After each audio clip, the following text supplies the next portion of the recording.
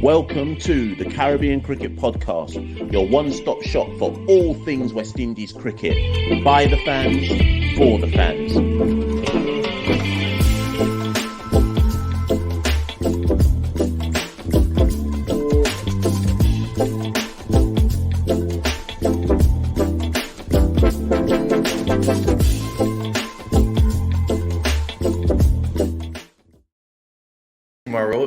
And I listen to the Caribbean Cricket Podcast. Indeed you are, people. Indeed you are. Another Test series has come to an end. Another Test series defeat has happened for the West Indies, away from home, I might add.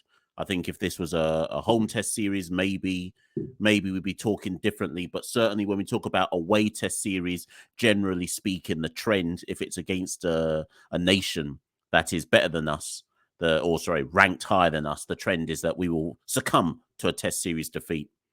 My name is Machel St. Patrick, here at one half of the Caribbean Cricket Podcast, and thank you as ever for coming to a Caribbean Cricket Podcast episode edition. Call it what you may. As usual, if you're watching on YouTube, you can see the ticker tape below. You can follow the Caribbean Cricket Podcast at Carib Cricket on Twitter, Instagram. Find us on Facebook. Just search Caribbean Cricket Podcast. Most importantly of all, like, share, and subscribe to this video. And if you'd like to support the Caribbean Cricket Podcast, you can, of course, become a patron. Head to www.patreon.com/Carib Cricket, and you can support us for as little as $1, maybe two, in fact, $2 of whatever or £2, whatever your currency is. But if you just want a one-stop kind of shop to find all of our DLs, head to www.caribbeancricketpodcast.com, and you can find everything there that you need to.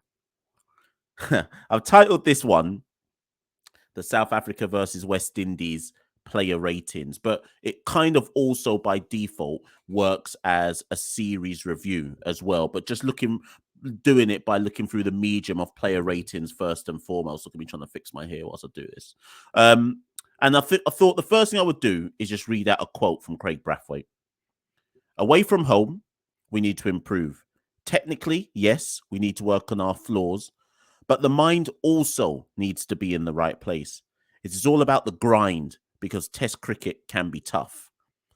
That's just a small extract from Craig Brathwaite's kind of post-series presser. And I thought that particular extract was quite key.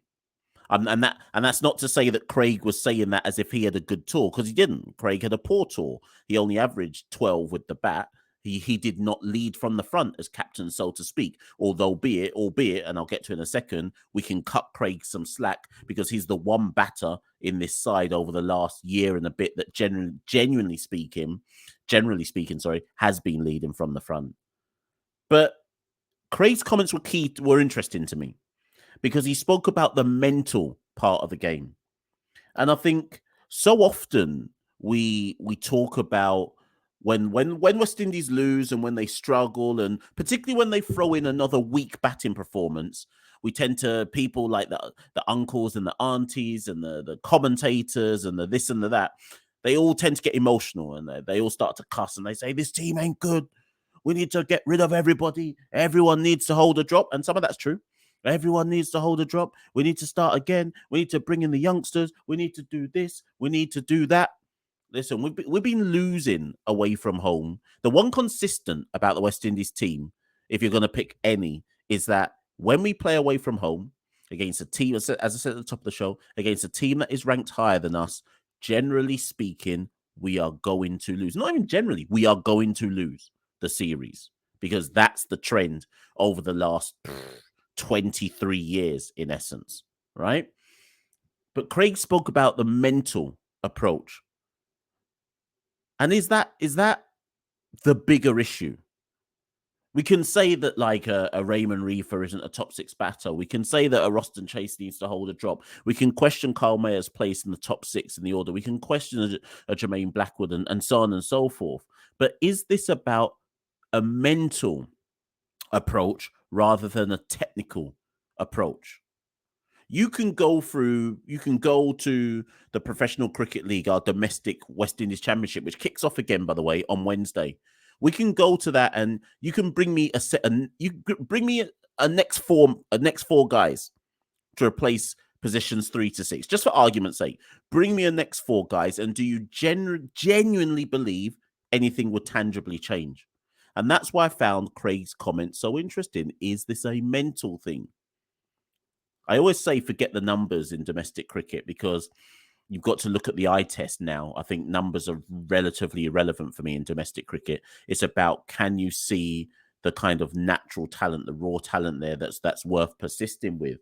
And you can go to domestic cricket and you can call an Alec Athanaze, for example. You can call a Brandon King, who may never play Test cricket at this rate, right? And bring them. Would we see any different? I'd like to think we would, but maybe it's a mental issue for West Indian batters at the top level in terms of being able to grind it out. And I know we're saying West Indies play grind ball, but grind it out and stick it out when the going gets tough. It's a lot to think about. Get at me in the comments below, obviously. But we're here to kind of look over the series, not in terms of go through the first test and go through the second test, but look at it through a player-by-player approach and kind of assess everybody's tour. So we'll start from the top.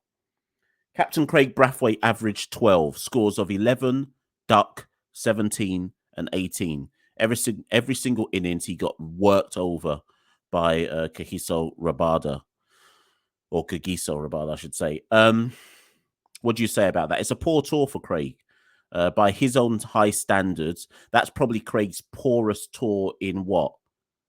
When was the last time Craig had a tour that bad? In fact, I should look it up. It probably was when he was first in like the early parts of his career. He may never have had a tour that bad, in fairness. Let me just look it up. Sorry, I should have maybe... I didn't think I was even going to have that kind of question in my mind until I started talking. Craig has played 85 test matches, right? And if you go through Craig's performances by series, this is his worst tour. Oh, actually, it's his worst tour since South Africa at home. Against South Africa at home, he again batted 4 innings, two test match series, and he averaged 7 in that series. So it's interesting that since South Africa at home, Craig has played Pakistan, averaged 36, played Sri Lanka away, averaged 30, England at home, average 85, Bangladesh at home, 50, Australia away, 49, Zimbabwe away, 71. And then we kind of bookend that run with an average of 12. So it's interesting that South Africa and specifically Rabada have just given Craig a working over. Can't hate on Craig. Can't, because those numbers that I've just read for you since that South Africa tour, and even before that South Africa tour, Bangladesh away, he averaged 37. Sri Lanka at home, he averaged 59. So the two South Africa tours, both in 2021 and the start of 2023, have been his only poor tours in his last 1, 2, 3, 4, 5, 6, 7, 8, 9, 10. In his last 10 series, he's only had 2 bad series, and they both were against South Africa. For this particular series, Craig can only get a 1 out of 10. He averaged 12. Come on. And of course, people criticize the captaincy. I'm not even really getting into that. People talk about how we should have used this bowler there and got too defensive at this point or that point or whatever it might be. I think the captaincy isn't an issue for me whatsoever. So for some people who want to nitpick, they'll nitpick at Craig's captaincy. That's not really an issue for me. Looking at Craig purely as a batter, this was a horrendous tour for him. Facing Rabada with the new ball isn't easy. Rabada is a generational talent, right? A lot of batters in South Africa would get a proper working over from Rabada with the new ball. So Craig, it's not like Craig's the first to get undone by Rabada. It's just that Rabada has his number. In the context of the tour, though, Craig will be upset with that and disappointed in himself. 1 out of 10. Tage Chanderpaul, and I'm much harsher than you lot, because the last time I did player ratings at the end of the first test match, I gave out enough 1s and 1.5s, and a couple of people got in the comments and said, Mash, you're out of order. You shouldn't be giving people that low. Listen, I'm not asking you to agree with me. I'm just giving what I'm giving. Tage Chanderpaul, if Craig had a bad tour, Tage really found out what Test cricket was about. He was thrown into the fire in Australia, did remarkably well. Obviously got the unbeaten double ton in Zimbabwe. He must have thought Test cricket was easy. Well, you know what? Tage found out what Test cricket is really about in South Africa. Scores of 22, 10, 1, 2. Average 9. 0 out of 10 for Tage. It's a 0 out of 10. And anyone who knows me and has been following Caribbean Cricket Podcast for a long enough while, you'll know I'm a massive fan of Tage. I was calling for Tage to be in the Test squad from early days. So this is nothing about me not rating Tage Chanderpaul as a batter. This is about just me being realistic. Scores of 22, 10, 1 and 2 and averaging 9 opening the innings. It's 0 for me. Like he didn't have a good tour, but that's fine. That's fine. That's nothing major. He'll still be opening by the time India come in the summer. He got that work. He got given that work. And he'll learn. He'll come better from that. I think the only thing I would say about Tage in terms of a real critique, you could say the none out of 10 is a critique, but in terms of the real critique, the only thing I would say for Tage is that I felt that some of his dismissals in this series were subpar. I think I'll go back to that first test where he tried to hook a ball that he needed a ladder to hook, and he still went for the shot. Even if you look at the 2 runs, I mean, Harmer in that second innings was bowling the ball on a string in the first session, right? But Tage made 2 off 36 balls. Normally, I would say grind it. But Tage looked like he had no clue out there against Harmer. And there was this sense of inevitability that, boy, he's going to get you. It's just a question of when is he going to get you. He'd done well to survive up to 36 balls, to be honest, without getting out. But I just felt, like I say, I feel that Tage got the real introduction to top level Test cricket in conditions he's not familiar with, and he got given that work. 9 out of 10 for Tage. Raymond Reifer. So Raymond Reifer scores of 62, 8, 15 and a duck for an average of 21. He bowled 11 overs in the Test series, 1 for 36.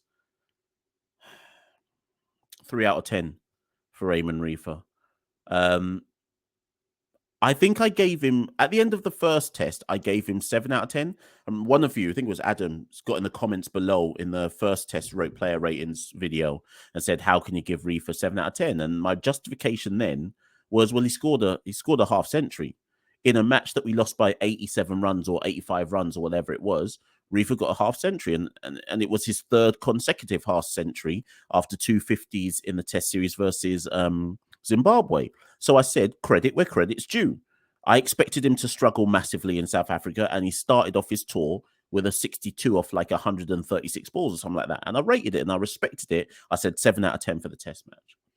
Second test, much like Craig, much like Tage, he got given that work and scored 15 and a duck. So his Test series started strong with a 62 and it tailed off. Now, I've seen a lot of comments since the Test series has ended with a lot of people saying Reifer's got to go. Maybe he does.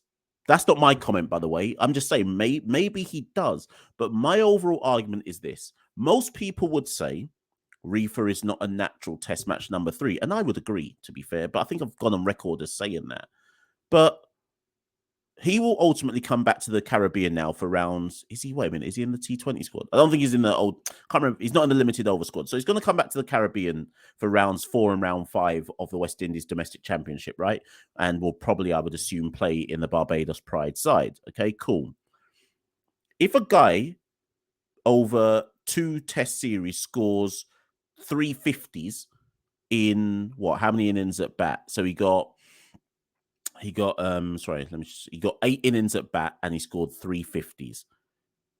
The rest of the top 6, maybe not Brathwaite and Tage, they scored heavily in Zimbabwe, but you don't think most batters would kill for that in a West Indies top 6. So as much as people are saying he's not a natural number 3, and as much as I agree with that, I do not expect to see Raymond Reifer dropped for India.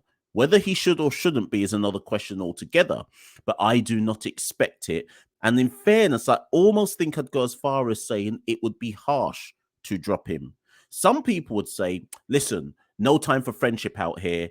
We just don't think he passes the eye test. If a man has to hold a drop, a man has to hold drop. Screw numbers. I mean, Bonner got dropped for averaging 38. So there's an argument to say screw numbers. If I can't see it in my eyes, then I'm not feeling it. Me personally, I would say that would be harsh if we went down that road, even if I have reservations about the long-term plan with Reifer as a test match number 3. But, I mean, has he had a chance to bat as a... Well, no, he did. I was about to say, has he had a chance to do it at home? He did versus Bangladesh, and it didn't work out too well. But I suspect he'll get given the chance versus India. But overall series rating, despite the 150, an average of 21 is not good enough. 3. Jermaine Blackwood, 37, 79, 6, and 4. Ends the series with an average of 32.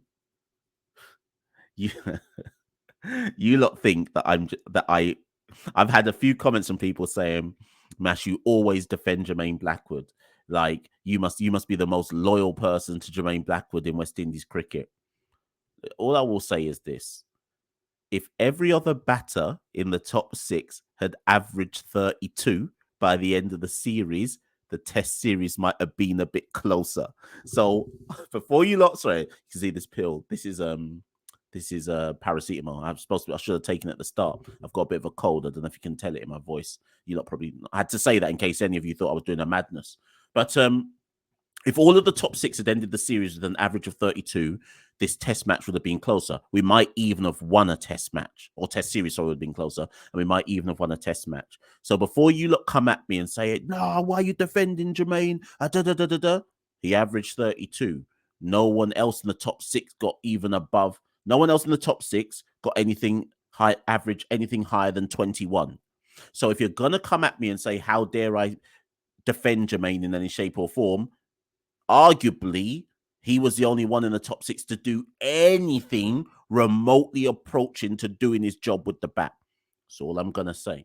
So based on that statistical analysis, like I say, 37, 79, 6 and 4. And obviously the 6 and the 4 in the second test isn't good enough, but 37 and 79, it evens itself out, right?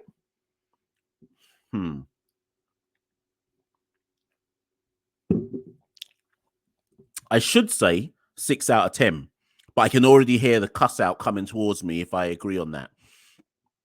If you were told before the test series, Jermaine Blackwood's going to average 32 before you watch the test series, you would say that's about par for a West Indian batter.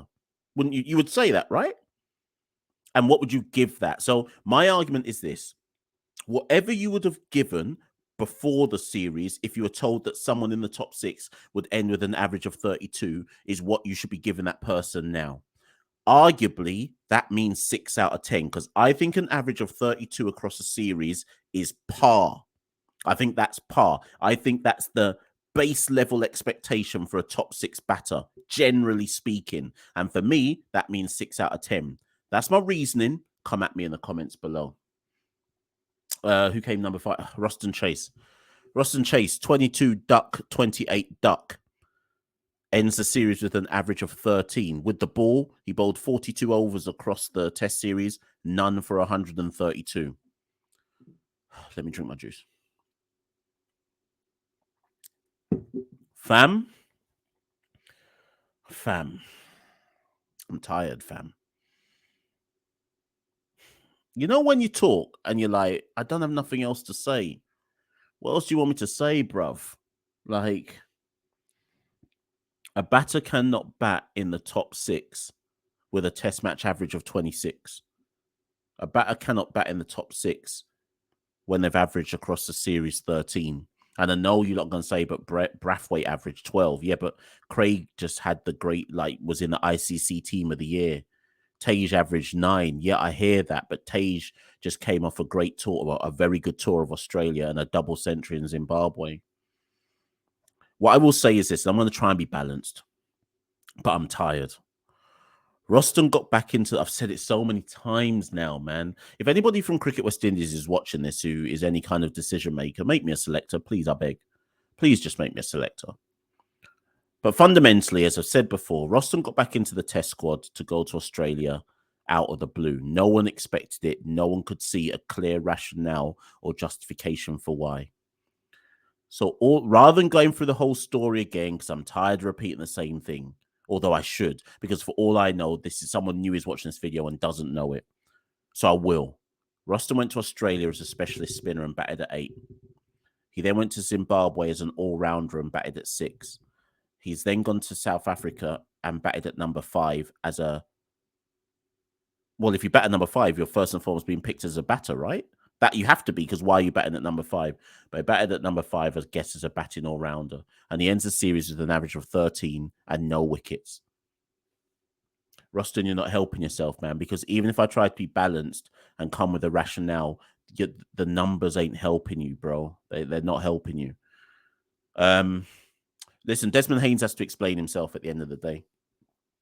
Desmond Haynes will have to explain himself, and he'll have to explain how West Indies ended in a situation where there were 4 all-rounders in the team. Reifer batting at 3, Chase batting at 5, Mayers batting at 6, and Holder batting at 8.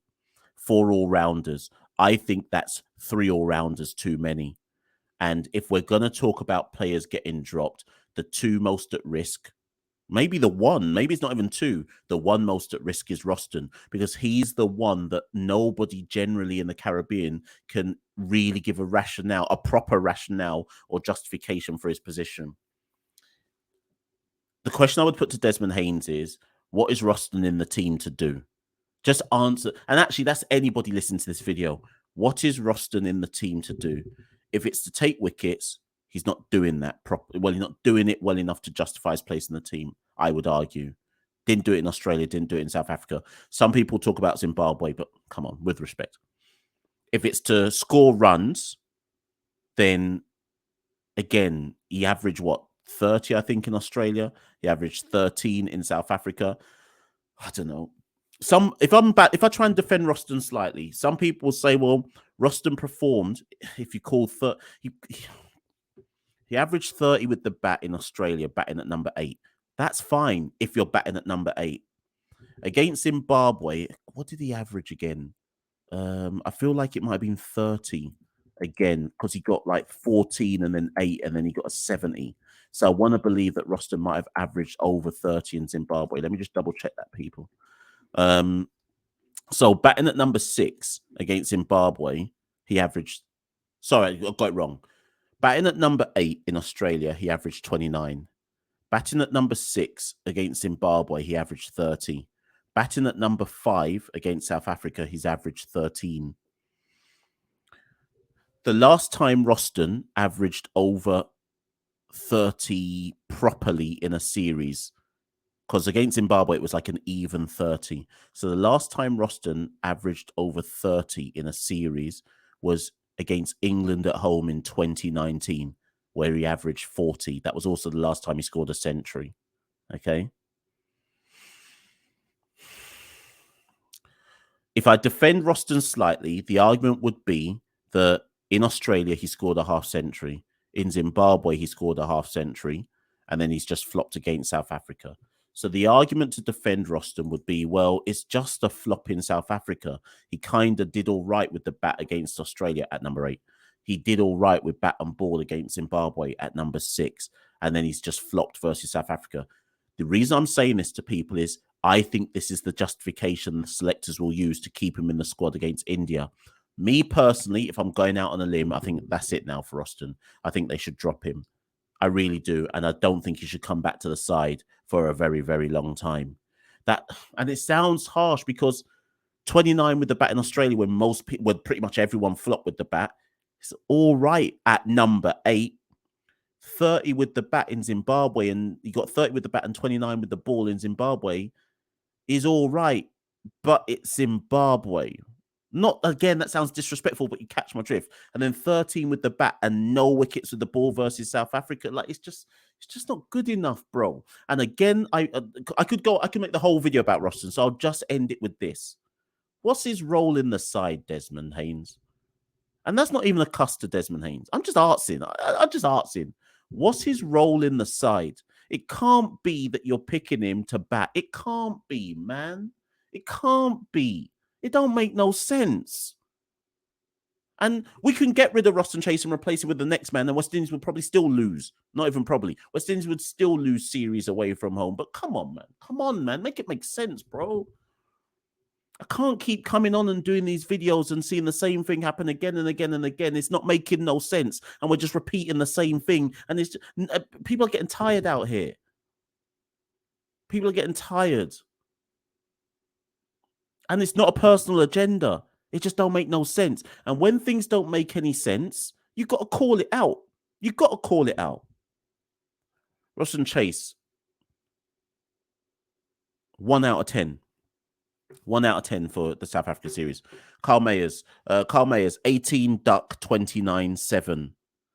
With the bat, he averaged 14. With the ball, he bowled 36 overs across the series, 7 wickets for 101 runs.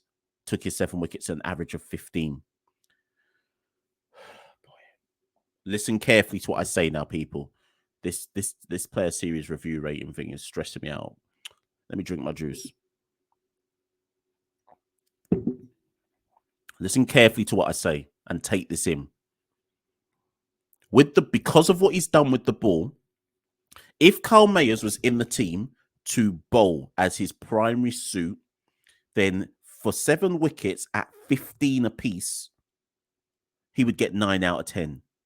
If that's the reason Mayers is in the side for this series, 9 out of 10. But he's not in the side for that alone. They have Mayers batting at number 6. So it's very similar to the Roston Chase argument I just made. Every single person watching this video, and if this gets to Desmond Haynes and Roland Butcher and anybody else who has any say in West Indies selection, when you pick Carl Mayers, and disclaimer, I've said it so many times on previous videos, and I'm saying it again, I think Carl Mayers is a brilliant cricketer. Okay? So I don't want anyone trying to think that I'm making this personal. We've had Carl Mayers on the Caribbean Cricket Podcast. We've told him we think he's a good cricketer. But it's ain't a friendship thing, right? When they pick Carl Mayers in the test side, what are they telling him his role is? Before this series, he was actually batting at number 5. For this series now, Roston went to 5. Carl went to 6. Generally speaking, if you're batting at number 6, you're there as an all-rounder, right? Is that what they told Carl Mayers? Did they say to him for this test series, Kyle, you're an all-rounder in this test series. You're going to carry the workload of a genuine all-rounder, which would mean that Jason Holder is there as a bowler, right? If we're trying to collate this correctly in our head, because Jason's at number 8. Did they say, Carl, you're an all-rounder? Or did they say to Carl Mayers, you're there to bat and score runs, but your bowling or anything you do with the ball is a bonus? What is Carl Mayers' role in the side? And the reason why I ask that question is, if he's there to score runs, his average for this series was 14. For anyone who follows, well, you may have just stumbled across this video. For anyone who's a proper long-time fan of the Caribbean Cricket Podcast, you know we come with our data. You know we come with our stats. It's never and this is why I think that we're better than everybody else who covers West Indies media. We'll always come with the information and properly dissect it. Mayers' average is probably gone lower now. Mayers averages 22. I think it might even be lower than that. He averages 22 in the last 2 years of Test cricket. 22. When I say last 2 years, I mean since that Sri Lanka tour ended in March 2021, right? So roughly 2 years. Kyle averages 22 with the bat. Kyle can't bat in the top 6 anymore. Kyle has the ability to bat in the top 6, but Kyle shouldn't bat in the top 6. If this weren't a friendship thing, and we were picking the team accordingly, and we were basing it on statistical performance and trends and data and working out the best balance for the West Indies men's test side, he wouldn't be in the top 6 anymore. That doesn't mean he wouldn't be in the side. He just wouldn't be in the top 6 anymore. I'm not advocating for Carl Mayers to be dashed out of the West Indies test side. I think there is a place for Carl Mayers, but it's not in the top 6. It's really not in the top 6. And that's why I go back and say, like I've been saying for every series for the past 3 or 4, what is the role that we have for Carl Mayers in our test team? With the ball, he's doing up worldy stuff. 7 wickets at 15 apiece in South Africa. I always knew he was going to be good in South Africa. I went on the One World Sports full quota podcast and said Carl Mayers is going to be a problem for the South African batters, and so it proved to be. Carl Mayers across his Test career I think is averaging 19 with the ball. You can't drop a guy who's like that. What I'm saying is you can't play that guy in the top 6 when his trend for the last 2 years is that he's a lower order bowling all-rounder. Carl would say, don't disrespect me, Mash. I'm not a lower order bowling all-rounder. Yeah, and you're probably, if Carl ever heard this, Carl, I know, in reality, you're not. But your form in red ball cricket suggests that's what you should be playing as. If I was rating Carl Mayers in this test series on the ball alone, 9 out of 10, but he's batting at number 6, so I have to rate him on his contribution with the bat. We have to give Carl Mayers 5 out of 10. Some of you will say that's too high because he didn't deliver with the bat. And I hear you, but I'm just saying, what's his role in the side? If it's as an all-rounder, I can't discount the 7 wickets at 15. If he's in the team to bat primarily, then maybe I'd make the rating lower. But none of us know what Carl's in the side to do, what his role is in the side, what the think tank have told him his role is. Remember, he was batting at 5 in Australia. Get at me in the comments below. Josh De Silva, 4, 17, 26, 34. So he ended the series better than he started it, averaged 20. He also, in the first test, equaled the world record for most catches in an innings, taking 7. So he's now in the record books, and he took 14 catches across the test series. For anybody who watched my video after the first test match, the player ratings one, I said it then and I'll say it again. All of this depends on what you think the role of a wicketkeeper is. Do you judge a wicketkeeper first and foremost on their work behind the stumps? If that is how you judge your wicketkeeper, then Josh had a good series. That's if that's how you judge your wicketkeeper. And remember, I said it stems from what you think, because technically a wicketkeeper is an all-rounder, right? So it all stems on what percentage weight you put to the wicket-keeping job. There is no dispute whatsoever that Josh had a really good series behind the stumps. 14 catches equaled the world record in the first test. Great series behind the stumps for Josh. But we have to look at what he's doing behind the bat. There are people who want Josh out the side. Me personally, I would move Josh into the top 6 if they can't find or don't believe that they've got a good batter in regional cricket to come into the top 6 and replace some of the underperforming batters. I would move Josh into the top 6 and have him play his natural game, which is quite solid and quite defensive, knowing that there's more than just bowlers to come after him. That's what I personally would do. I think that needs to happen for India. If he's kept in the squad, I think he now needs to move into the top 6 to be given more time to construct the type of innings that he constructs, and also to allow him to actually bat with batters. If you catch my drift, get at me in the comments below if you disagree. That said, averaging 20 with the bat is subpar. Reifer averaged 21 and I gave him 3. Again, like I say, it depends on how much weight you give to the actual wicket-keeping role. Much like what I said with Carl Mayers. If you give weight to the all-round suit that Josh provides and the 14 catches and the world record in the first test, then you've got to balance it out at 5. I know some of you are going to slander me. You're going to say, nah, Mash, that's a friendship thing. I've given you the rationale. I'm not asking you to agree with me. I've given you the rationale. I'm just saying 5 if we're saying that you have to judge a wicketkeeper on their wicket-keeping skills, first and foremost. And he had a good series. Obviously, averaging 20 with the bat is subpar. It's the 4th highest average in what was a subpar tour for everyone with the bat, pretty much. Not 4th, 5th, actually, because I forgot about Holder. So I think you have to average it out at 5, maybe? Get at me in the comments below. Jason Holder, Duck 18. Oh, sorry, people. Sorry, before I get to Holder, I pulled these stats, which you might find quite interesting. So the top 6, so that's Brathwaite, Chanderpaul, Reifer, Blackwood, Chase, Mayers. Between the top 6, they batted 24 full innings in the test series, and they only recorded 2 scores over 50. Let me drink my juice. 24 innings between the top 6, 2 scores over 50. That's bad enough. Check this out, though. 24 innings between the top 6, 3 scores over 30 in the whole test series. Blouse and skirt. Blouse and skirt. And people wonder why we lost the test series. Write that stat down and send it into your WhatsApp and your group chats and your Facebooks and your this, that, and the other. You don't need to hear no more analysis. The top 6 batted 24 innings, and there were only 3 scores between them over 30. Tarotted. Let's move on. Jason Holder. Jason Holder, duck 18, 81 not out, 19. That 81 not out was a brilliant innings. Top scorer across the series for a West Indian batter.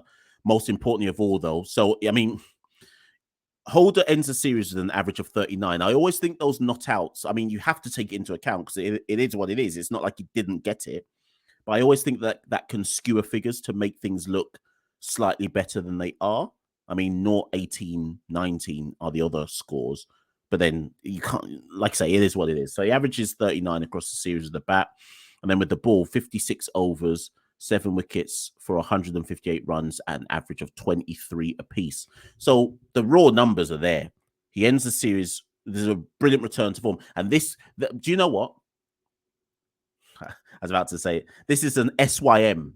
If you know your acronyms, you know what that means. This is an SYM to all the people that kept saying Holder's got to be dropped, Holder's got to be dropped. And again, if you're somebody who follows our content, whether on Twitter, on Instagram, on these video content, I kept repeating over and over, Holder has far too much credit in the bank to be dropped. And you have to assume that he will come good because you don't, again, it's the older days, isn't it? Form is temporary, class is permanent. You don't become as good as Jason Holder and just turn into a Rux forever and ever after that. I mean, eventually time will catch up with him, like how time caught up with Chris Gale, right, at the age of 40. Time will eventually catch up with Holder, but he may have retired by then. But all the people are trying to hurry up the Holder. There's no justification for him still being in the team. The reason you keep him in the team is because you know that if and when Holder comes good, his performance will surpass everybody else's in the side. And I was about to say, and they become match winners. Obviously, he wasn't a match winner because nobody else in the team performed. But if everybody else in the team actually had performed to Holder's level, we win a test match, right? So Holder ends the series at batting at number 8, an average of 39 and an average of 23 with the ball. Again, this begs the question. When you have in your team Raymond Reifer, Roston Chase, Carl Mayers, and Jason Holder,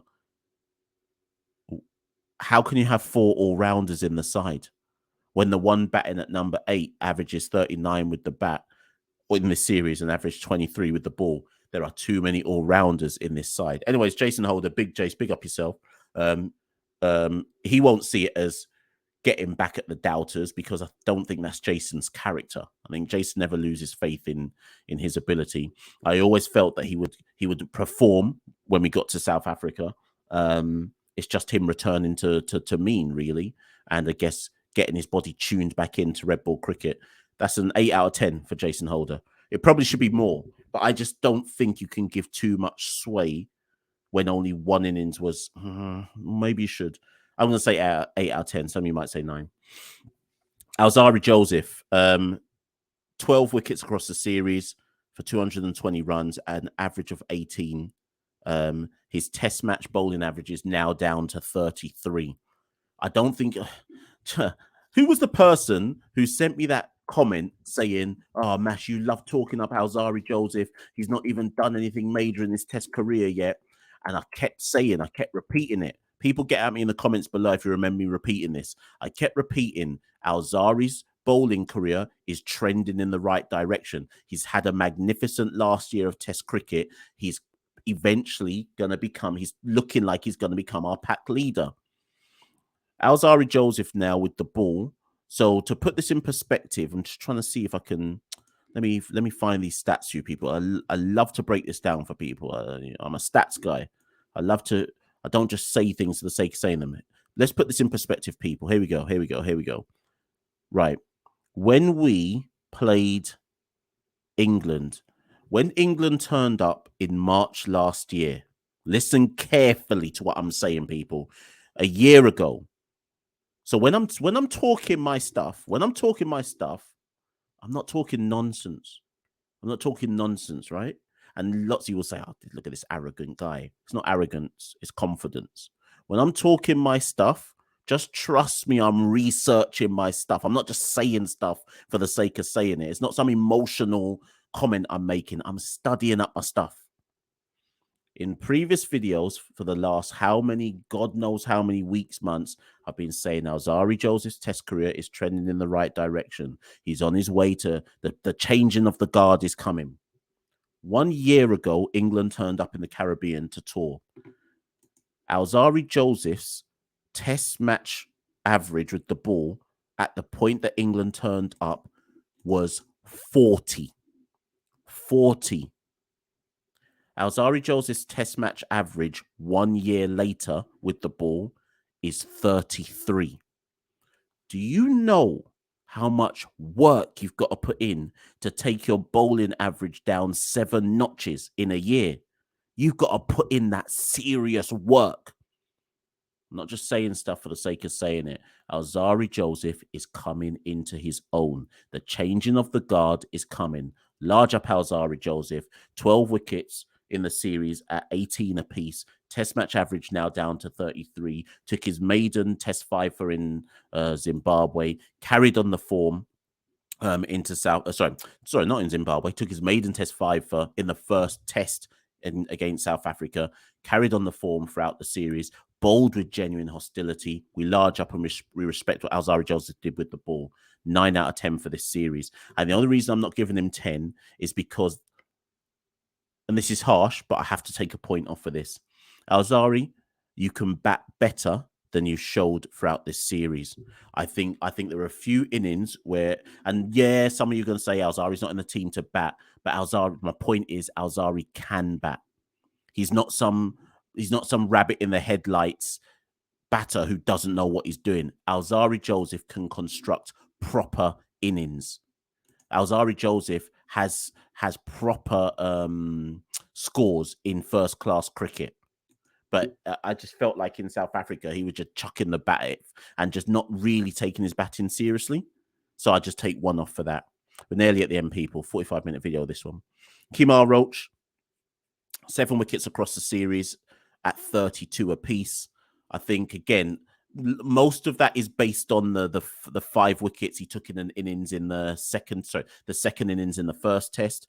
That was where he got the bulk of his 7 wickets. But that doesn't mean that we discount his whole test series as a result. I think if you'd said before the series, because a lot of people had written off Kemar Roach and said, what is he doing going to South Africa? If you said before the series, Kemar Roach is going to take 7 wickets at 32 apiece, I think you would have said, yeah, that's par. You would have wanted it under 30, no doubt, but I think you would have taken that as par. 6 out of 10 for Kemar Roach. And I guess, like I say, it just furthers the argument that, yes, you can take Kemar Roach away from home, but you just have to be selective as to where we're taking him, yeah? So next year in the summer when West Indies come to England to tour, Kemar Roach should be on that touring squad. And I don't want to hear not one person in the Caribbean say, why is Kemar Roach in the squad? Go look at his work for Surrey in the county championship over the last 2 seasons. You better make sure Kemar Roach is in the touring squad to England. Shannon Gabriel only played the first test. He took 2 wickets at 38 apiece. I think they dropped him probably for the second test because it was a track which favoured spin.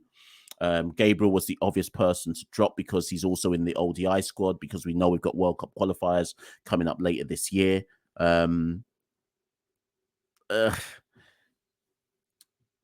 don't really know what to say about Shannon. 2 wickets at 75. I'd say 4 out of 10. 4 out of 10. Does that mean Shannon's done in Test cricket? Possibly. I don't know, because when Jayden Seales comes back, he walks straight in.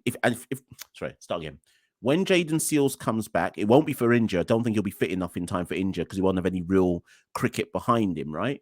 When Jayden Seales and Anderson Phillip and that lot all come back and they're fit, then potentially Shannon Gabriel has to step out again. But chances are neither Jayden Seales nor Anderson Phillip will be match fit properly to certainly supersede Shannon Gabriel's place in the Test squad. So I feel like this isn't the last we'll see of Shannon Gabriel, and he could well be, or possibly should be, in the Test squad going forward for India, and then we can reassess it again by the time we go to Australia at the start of 2024. But 4 out of 10 for that. And then Gudakesh Motie, having come off the Zimbabwe series, having basically been West Indies' best player, having taken those 19 wickets and bowled us to victory in Zimbabwe, there's no getting away from it. Gudakesh looked undercooked. in the second test. It looked to me, and I'd love to see what people comment below, it looked to me like Gudakesh Motie played in that second test because we had to play a spinner. The South Africans knew what they were doing. Maharaj and Simon Harmer played in the test because they knew the pitch was going to spin. And and rest up well, Keshav Maharaj, I believe he ruptured his Achilles tendon. Horrible injury he succumbed to in the second innings when South Africa were destroying us. Brilliant player, Maharaj. I hope his recovery goes well. But South Africa knew what they were doing, picking Maharaj and Harmer, right? The way that Maharaj and Harmer bowled made Motie and Roston Chase look like they were village spinners. I've got to say what I got to say. The control that Maharaj and Harmer showed was like that was up there, whereas Motie and Chase was down there somewhere. Now, but I'm gonna defend Motie. Motie looked like he was playing because he had to play, because we had to play a spinner, and we couldn't just go into that game with just Roston Chase, who obviously took no wickets, right? So Motie looked like he was undercooked. Obviously, he missed the first test because they said he had a lower back injury. At no point in that second test did I think Motie looked match fit.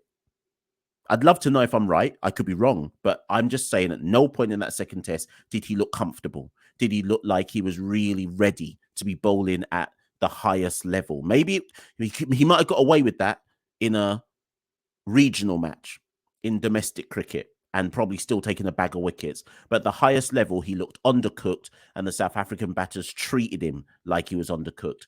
3 wickets, 115 runs, 38 apiece. I don't think it's his fault. I just don't think he was ready for that second test as much as he needed to be. 4 out of 10. So people, it's a long video. That's why at the start of the video, that's why I didn't do this one's only going to be X amount of minutes. When you do a series wrap up, you've got to deep dive into it properly. There's a big discussion to now be had about who now drops out and so on and so forth. But I'm not ready for that yet. And I also think there's no point in doing that yet. On Wednesday, the 15th of March, the West Indies Championship starts again. Round 3, shortly followed by round 4, round 5, the Headley Week series, and then there's an A-team tour. Yes, we can all sit here now and go, drop a Roston Chase, drop a this person, drop a that person, bring in this person. That's all irrelevant to me right now.